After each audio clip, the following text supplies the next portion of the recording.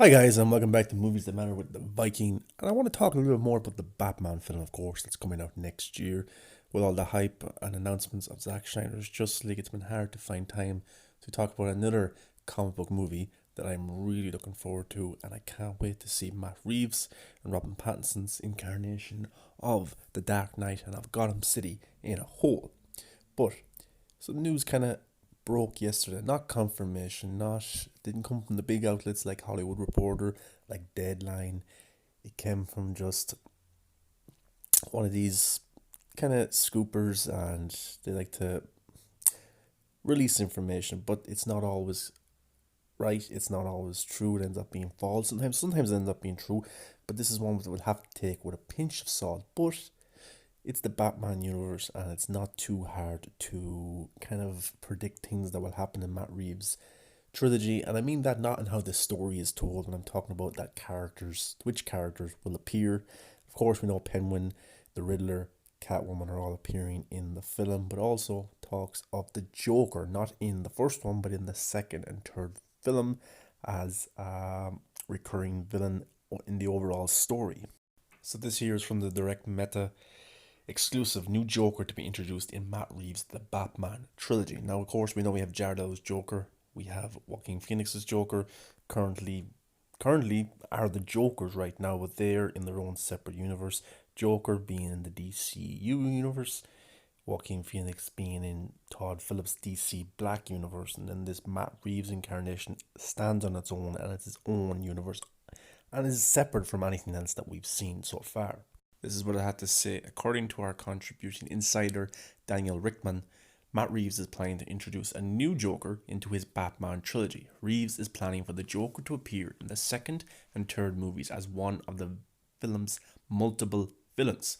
This new Joker will be referenced in 2021's The Batman, and casting for the role has yet to begin.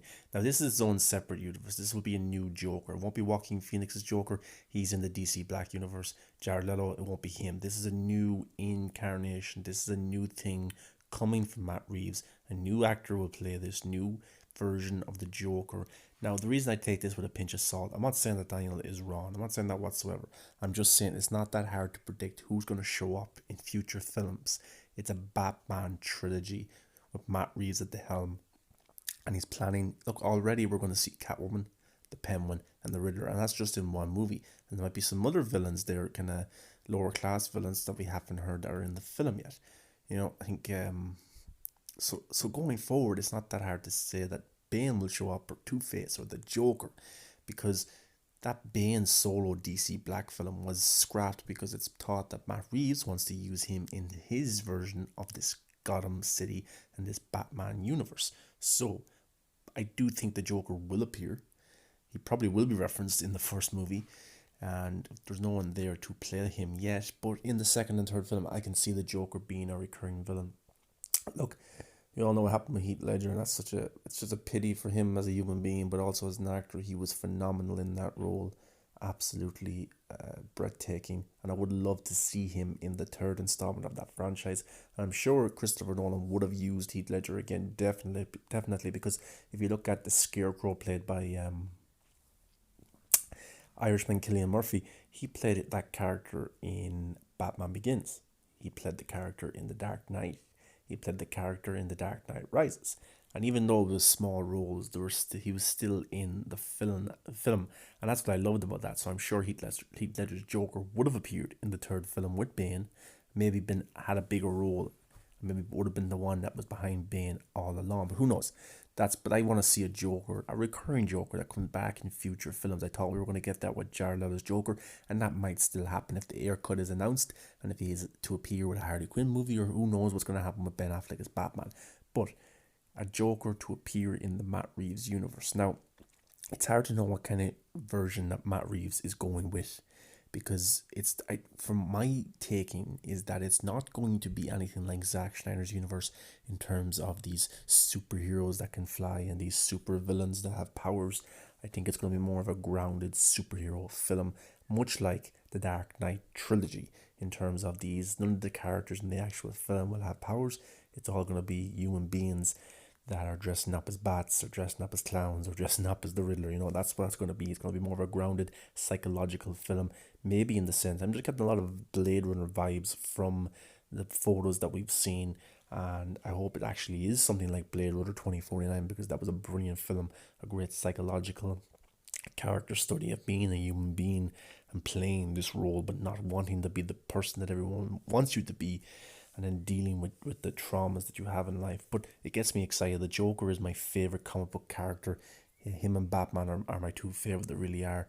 I think there's so much stuff you can do with the Joker that we have not seen yet. Joaquin Phoenix did an unbelievable job. Jared Leto did an unbelievable job. I think if we get to see his haircut, we'll be saying that. I thought he was okay in Suicide Squad, but a lot of his scenes were cut. And of course, Jared Leto was amazing, and Jack Nicholson. So, look, the Batman character and the Joker character are kind of like Shakespearean characters. They're made to be played by different actors. Every generation has its own Shakespearean characters, whether it be Romeo and Juliet and things like that, King Lear. So that's what the Batman and Joker are to me. It's made to be played by different people, different versions, different incarnations. We got the Christopher Nolan version, we got the Tim Burton, we got the Zack Snyder version, we got the Todd Phillips version of the Joker. So now it's time for Matt Reeves, Robin Pattinson. However, this new Joker will be to tell that story. But of course, I'm excited for the future ahead. But an actor that has been confirmed for the Batman film is Paul Dano, and he will play the Riddler. Now, the last time that we seen the Riddler on the big screen was through Jim Carrey's eyes. And look, that was a wacky, goofy, comedic film. I actually think if Jim Carrey was given a serious script in Tim Burton's eyes or in Christopher Nolan's eyes, I'm sure Jim Carrey would give a fascinating portrayal of the Riddler, but he was a bit over the top in those films, but that's what the script entailed of, and it was for a younger audience. Paul Dano is an unbelievable actor. Not many actors can say they went toe-to-toe or even went better than Daniel Day-Lewis. Now, Daniel Day-Lewis is one of the greatest actors that has ever lived, currently retired, but in the film There Will Be Blood, Paul Dano is opposite him in that, and there's a scene in that film, and Paul Dano just shines. You wouldn't even think Daniel Day-Lewis is in the film in that scene, because Paul Dano is so good, and I'm interested to see, and this is why I think it will be more of a psychological battle between Batman and the Riddler. I don't think it's going to be hand-to-hand combat or anything like that. I think it's going to be more within the head of the Dark Knight, and Paul Dano is a fascinating actor to play this fascinating character. And I actually thought the Riddler was done very well on Gotham, the TV series, but this will be a more serious script than that, and I just can't wait to see what he has to do in the film. And this is what he had to say about the script. I was really surprised by his script, which I think is potentially really powerful. Hopefully we'll get back to it sometime soon. I'm not sure because of all the COVID that was going on and stuff like that.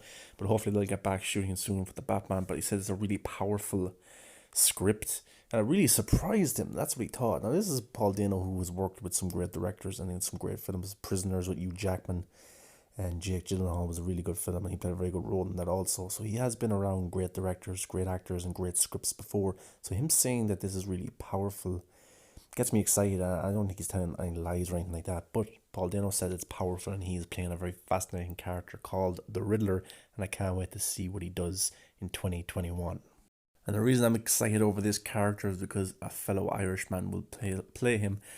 Colin Farrell will portray the Penguin. The last time we seen the Penguin on the big screen was through Danny DeVito, and he did a very good job in the Tim Burton films, a very weird character.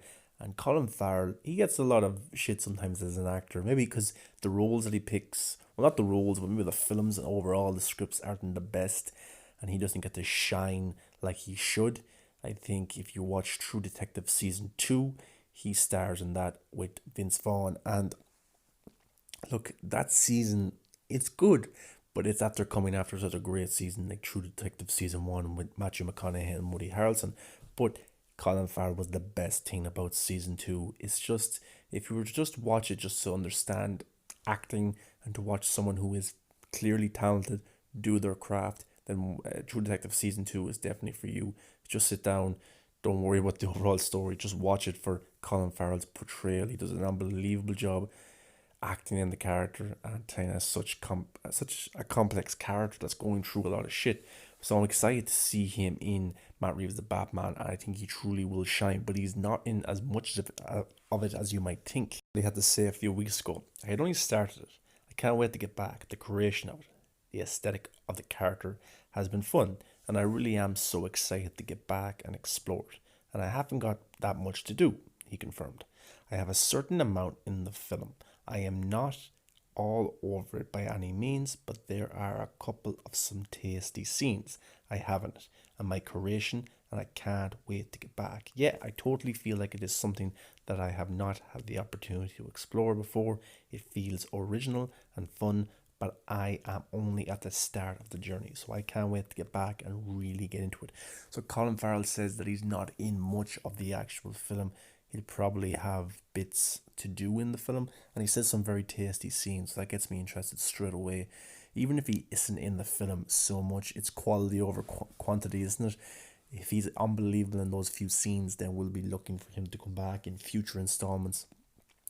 But that's probably what the idea is, to introduce him in the Batman, not have too much going on, but introduce him, get him kind of known to the fans, and then in the Batman 2 and the Batman 3 have a more of a pivotal role, maybe alongside the Joker, and that would be really cool. But look, Paul Dano seems to be the main villain, with the Penguin kind of as a side villain, and we'll see some interesting scenes. Who knows if he's going to be in any scenes with the Batman, so we'll have to wait and see. But he said he doesn't have a certain amount to do, but he's proud of the scenes that he has and the creation that he's doing with the characters. So he said this is only the start of the journey.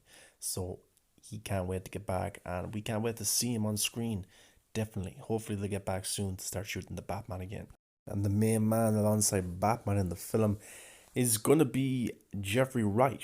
He will play Commissioner Gordon. Now, of course, there was kind of not loads of controversy, but people were kind of outspoken about Commissioner Gordon being black in the film. And Zoe Kravitz, who is playing Catwoman, she's also a black woman, and she's going to be playing the character. So if there's going to be any link with those two characters, we've yet to see. But Jeffrey Wright, it does not matter skin color or anything like that whatsoever. He is a brilliant actor, very, very good. You might have seen him in Westworld, among other things, but I'm interested to see his portrayal of Commissioner Gordon, and this is what he had to say about the role and the story being told. My take is, the way I explain what we're doing is, like with any film, we're working together to create a mood, to create an idea, a setting, a tone.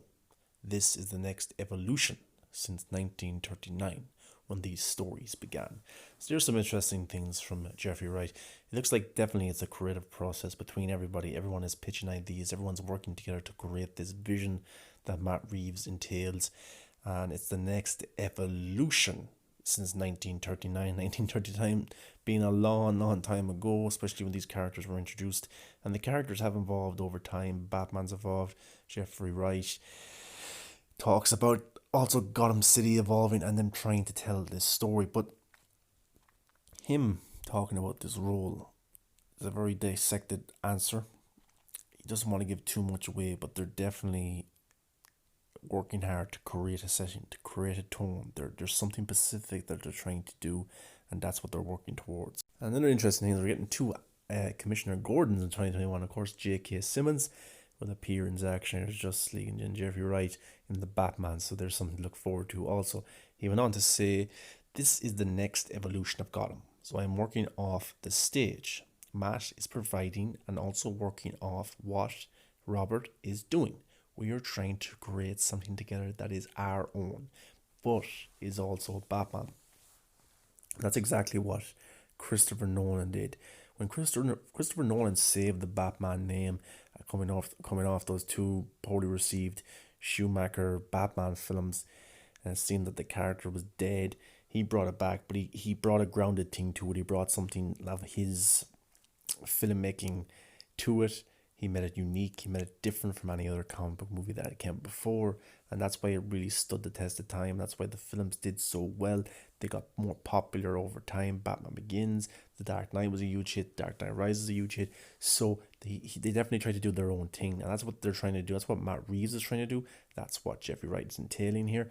That's what they're trying to do. Make a story with a setting, with a tone, with a story, a really, really good story, but also make it Batman. And that's the most important thing at the end of the day. Batman is the name that everyone's going to see. So they have to still make it appealing to the Batman audiences. But I still, with my comic book films, I always want to see something different, something new brought to the genre. I hate seeing the same formula every single film. I like when characters are put up against obstacles and stakes happen and people die, because that's what happens in the real world. Real life struggles are brought into these characters, and that's what makes me really relate to them. That's why I relate to Ben Affleck's Batman, Henry Cavill's Superman, things like that. I really relate to characters like that, Logan, Wolverine. So when real world elements are brought into these stories and it affects these characters like it would affect any of us, then that's what really appeals to me. That looks like that's what they're trying to do. They're making a story, this next evolution of Gotham, but also making it into a Batman film.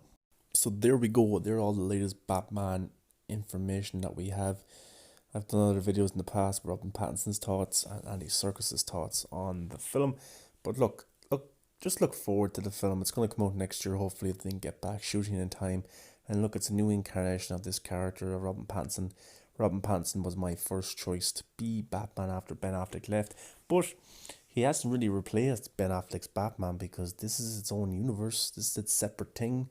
It's got nothing to do with Zack Snyder's world whatsoever. And Ben Affleck is coming back next year in some capacity to portray the Dark Knight again, to see his final, maybe it's his final outing, but who knows yet? We have yet to see. So these two Batmans are not related whatsoever. That was Ben Affleck's version. This is Robert Pattinson's version. And look, I've been a big supporter of Robert Pattinson since he was cast in the role. And look, he people give him shit about working out and stuff like that. Just wait until you see the film. I'm sure he's going to look fine, but I'm sure he's going to act the shit out of this film. If you say that he's a bad actor or he is not good for the Dark Knight role, then I really can't take you seriously if your opinion is being judged off watching him in some Twilight films that came out over 10 years ago. Those films are made for a certain audiences, and they did well because they appeal to those audiences. The scripts aren't anything amazing. The stories aren't anything appealing. They got well paid, all the actors in it. He's still living off that money. But he is a very good actor and he's given a lot of shit for it. First time I ever seen Robert Pattinson act was in Harry Potter the Goblet of Fire. Now, spoiler alert, if you haven't seen it yet. Boop, boop, boop, boop, boop. He died in that film and he is very good in that film. He was killed by Voldemort and he gives a very good acting performance throughout that film, but especially in his final few scenes just before Voldemort kills him, gives off some very good acting. And then when he does die, that's a very emotional scene in the Harry Potter universe. To this day, it still gets me emotional.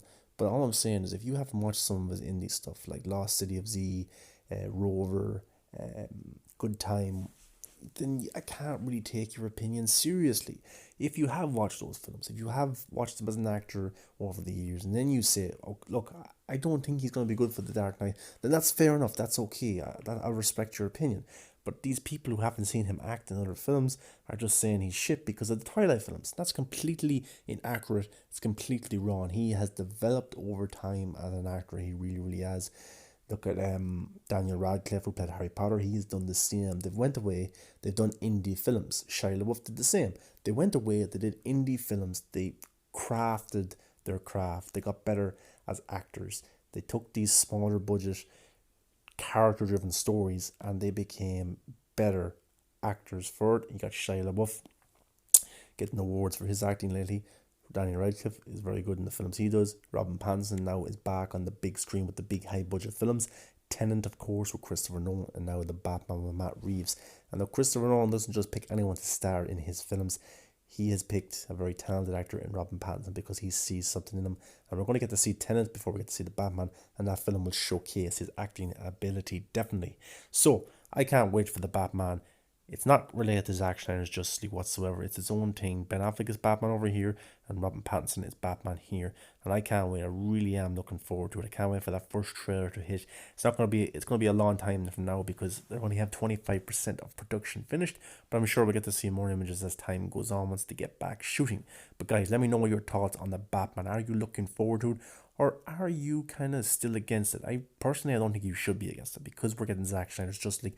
Ben Affleck would at least get to play the character one more time, maybe a send-off. He may get to play it more, but we also have two Batmans coming out in 2021. And if you're a Batman fan, What a time to be alive. Two Dark Knights appearing on screen. One on the big screen where you can go to theatrical and watch it. One you can sit at home and relax and watch it. So it's a win-win for us fans, and I absolutely can't wait. But let me know in the comments, guys, what you think of the Batman. What's your aspirations of it? What do you think you're going to be looking forward to most?